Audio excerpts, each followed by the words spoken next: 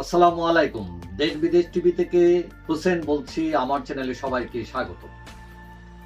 বৈষম্য বিরোধী ছাত্র আন্দোলনের যাদেরকে কেউ চিনত না, তারা হঠাৎ করে জিরো থেকে হিরো হয়ে যায় এবং 5 আগস্টের পর তারা তাদের কার্যক্রমকে জোরদার করে এবং অনেক লোক আশা করেছিলেন যে একটি ভালো পরিবর্তন হবে।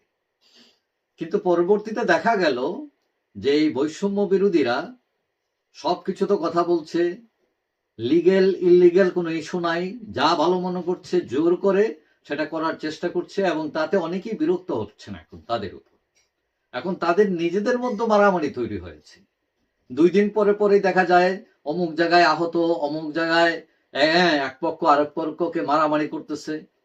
এবং গতকাল মঙ্গলবার আমরা দেখলাম যে কেন্দ্রীয় কার্যালয়ের সামনে মারামারি হয়েছে, বৈষম্য বিরোধী ছাত্র আন্দোলনের যে কেন্দ্রীয় অফিস আছে সেখানে, এবং 7 জন আহত হয়েছে, তাদের মধ্যে আবার 2 জন নারী।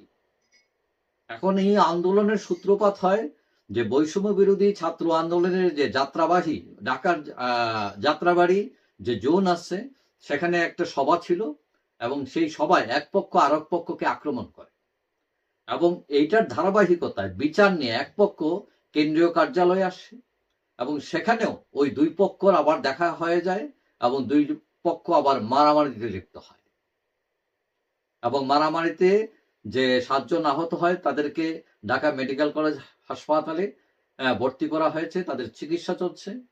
এবং পরে তাদের যে নেতা, কেন্দ্রীয় নেতা হাসনাত আব্দুল্লাহ, তিনি এসে সাংবাদিকদের বলেন যে 2 গ্রুপের সাথে কথা বলবেন তিনি প্রথমে, তারপরে জানবেন কি হয়েছে, তারপর বিস্তারিত সব বলবেন এবং সিদ্ধান্ত নেবেন।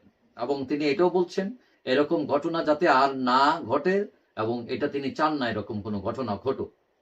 কিন্তু আজ 22 জানুয়ারি আজকেও দেখলাম যে রাজশাহী বিশ্ববিদ্যালয়ের একজন সমন্বয়ক, তার নাম হচ্ছে নুরুল ইসলাম শহীদ, তিনিও মারাত্মক আহত হয়েছেন।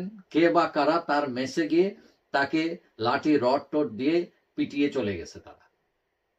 এখন এইগুলাতে বোঝা যাচ্ছে যে তাদের প্রতি মানুষের ক্ষোভ বাড়ছে এবং তাদের অন্তর্দ্বন্দ্ব প্রকট হচ্ছে। আবার কেউ কেউ মনে করছেন যে কেউ কেউ এখানে বাটার ঘি মাখন খাচ্ছে আর কেউ কেউ আমরা কিছুই পাচ্ছি না, আমরা তো কষ্ট করলাম, আহত হলাম, কেউ নিহত হলো। এখন সাধারণ মানুষও এই ছাত্রদের কোটা আন্দোলন থেকে শুরু করে একটা ব্যাপক সাপোর্ট দিয়েছিল, কিন্তু পরবর্তীতে হঠকারিতা, ওই যে প্রেসিডেন্টকে সরাও, আওয়ামী লীগ নিষিদ্ধ করো, বিপ্লবের ঘোষণাপত্র ইত্যাদি ইত্যাদি বলে দেশে একটা অস্থিরতা তৈরি করে তারা। এখন কেউ কেউ তাদের পর বিরক্ত, তারা নিজেরা মারামারিতে লিপ্ত, অনেক জায়গায় হামলা হচ্ছে। এই বৈষম্য বিরোধী আবার নাগরিক কমিটি করেছে, আবার এখন বলছে নতুন দল করবে। মানে তাদের মধ্যে একটা অস্থিরতা, গোছানো কোনো বিষয় নাই। কথা হচ্ছে তারা তরুণ, ঠিক আছে, ভুল করতে পারে, কিন্তু ভুল হতে পারে, কিন্তু সিস্টেমেটিক পথে তো যেতে হবে। দেশের যে আইন আছে সেটা তো মেনে চলতে হবে গায়ের জোরে। আবার নিজেরাই এখন আফসোস করতেছে যে বিপ্লবী সরকার গঠন করলো না কেন, মানে যখন তখন যা ইচ্ছা তাই করতে পারতো। তো তোমরা যেটা করতে পারো নাই, এখন 5 মাস পরে এগুলা নিয়ে তো হায় হুতাশ করে লাভ নাই, কারণ রাষ্ট্র বড়, জনগণ বড়। তারা যাতে উপকৃত হয়, দেশে যাতে কোনো অস্থিতিশীলতা তৈরি না হয়, এমনকি তারা সরকারের অংশ, এখন সরকারের দিকেও তারা চোখ রাঙাচ্ছে এবং কিছু কিছু ব্যাপারে সরকারও তাদের কারণে বেকায়দায় পড়ে যাচ্ছে। তো আশা করি তারা বুঝবে এবং বুঝে প্রত্যেকটি নাগরিকের যে তার যে অধিকার আছে সেটা থেকে সে যাতে বঞ্চিত না হয়, দেশ যাতে এগিয়ে চলে, এইভাবেই তারা চলবে এবং এটি আশাবাদ। যাই হোক, সবাই ভালো থাকবেন।